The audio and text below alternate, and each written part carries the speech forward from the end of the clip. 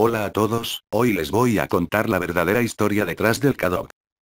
En la Unión Rusa Soviética Socialista, en los años 40 se hacían experimentos biológicos de metabolismo con cabezas de perro, de gato, caballos, etc. También se implementaban anestésicos a animales para que se tuviera la certeza de que era médicamente seguro. También tenían planeado conseguir un trasplante exitoso entre dos especies diferentes, pero para aquel entonces, ya era bien sabido que era insustentable, pero como ya habían tenido a un perro semivivo dijeron ¿por qué no? Y resultó que un científico sueco tenía la respuesta. Este hombre había sido exiliado de su país por experimentar cruelmente con animales y humanos y fue aceptado por los soviéticos en su nación, gracias a los avances que este había logrado. Utilizando soluciones salicílidas, que contienen la misma densidad y presión osmótica de la sangre y aislando glóbulos rojos de ambos especímenes se podría crear una suspensión que podía servir de sangre sustituta para ambos cuerpos. También por medio de sondas internas conectadas al tubo grueso digestivo de ambas especies se podía extraer los residuos de las muestras. Pero para comprobar esto se necesitaba experimentar según la bitácora del científico sueco, del cual no sé el nombre pero no querían arriesgarse a que los vieran adquiriendo más especímenes ya que temían que espías internacionales los descubrieran así que fraguaron un plan un tanto cruel. Uno de los hombres que trabajaban con él, le mostró un día a su hija de 10 años las instalaciones del lugar omitiendo a los lugares que podrían ser choqueantes para la niña o de vital importancia para la nación. También se encontraba el hijo del conserje el cual tenía aproximadamente unos 12 o 13 años que se la pasaba jugando en las bodegas secretamente con un gato callejero. La niña tenía un perro que su madre le había regalado para su cumpleaños, y era, para aquel entonces, todavía un cachorro. El asistente subió a la niña al coche y le insinuó que podría hacer que dejaran entrar a su mascota, ella encantada aceptó y cuando la llevaba de recorrido misteriosamente la cuerda del collar del perro se soltó y corrió como si algo lo llamara. El hombre encerró a su hija en una de las oficinas y se retiró.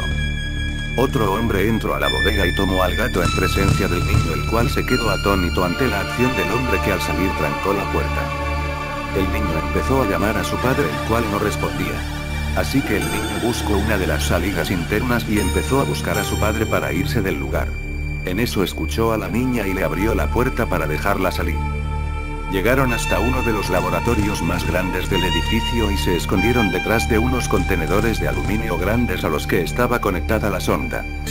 El macabro procedimiento comenzó y el muchacho cubrió los ojos de la niña con ambas manos y este sin pensar mucho se le escapaba el aire y soltaba una o dos blasfemias. Según la bitácora describía el proceso de la siguiente manera.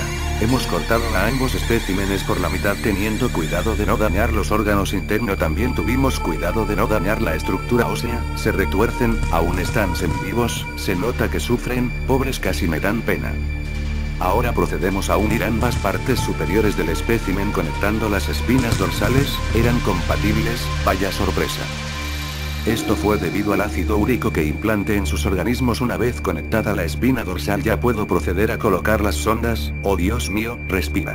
Al chico que presenciaba lo ocurrido le temblaban las manos, no pudo evitar llorar y comenzó y se tiró al suelo, ya no aguantaba lo que estaba viendo, pero al levantar un poco la cabeza, pudo divisar cuál era el contenido de los cilindros de aluminio, retiró las manos de los ojos de la niña y esta, presenció quizá la parte más espeluznante del proceso. Había un hombre, conectado a las sondas, al parecer era el padre del muchacho y solo ellos podían verlo, los otros científicos lo ignoraban, ya que estaba oculto en los cilindros de aluminio y había una ventana donde se podía ver el rostro del hombre. El Kadok comenzó a moverse y el científico sueco comenzó a gritar Sobaka Koshka, Sobaka Koshka. La mirada del Sobaka Koshka era perdida, como si tuviera uso de la razón, como que ambas cabezas alguna vez fueron parte de un ser humano, y ambas al mismo tiempo dijeron duele, te duele. Nadie lo podía creer. El Sobaka Koshka hablaba. Pero uno de los científicos le gritó lleno de ira maldito, esto no es lo que quería, era un buen hombre. Así que el científico sueco sacó un arma y le disparó en la frente diciendo este es mi mayor logro, he hecho lo que Darwin dijo imposible, he desafiado a las leyes de la naturaleza, podré crear ese ser perfecto y nadie me lo arruinará. Todos callaron, y el muchacho tomó una barra de un metal pesada, mientras la pequeña empezó a gritar del horror que presenciaba. Corrió hacia donde estaba su padre y rompió el cristal. Kadok reaccionó de forma extraña, empezaron a gruñir las dos cabezas, y su mirada delataba odio y gritaron no Iván, no. Y empezó a correr de manera torpe hacia el muchacho, saltó a su cara y lo tumbó despellejándolo y comiendo de sus vísceras. El padre del chico comenzó a gritar de dolor, y el Sobaka Koshka decía no Iván ¿qué te hemos hecho? Empezó a retorcerse y a chillar mientras el hombre se arrancaba las ondas del cerebro dejando salir cantidades enormes de sangre.